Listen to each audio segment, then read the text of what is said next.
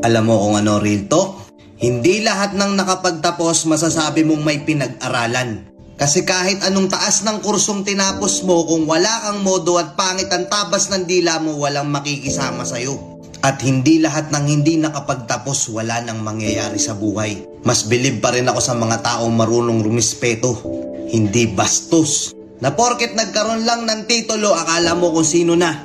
May kilala kayong ganito? Oo, marami, di ba? Naakala nila porket may hawak na silang diploma, bida na sila kagad. Pwede na nilang tapak-tapakan yung mga taong hindi nakapagtapos. Hindi naman lahat.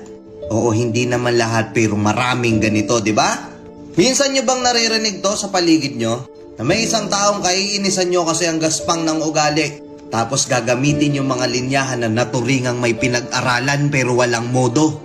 Gamit na gamit yung linyang yun, di ba? Kasi oo, totoo.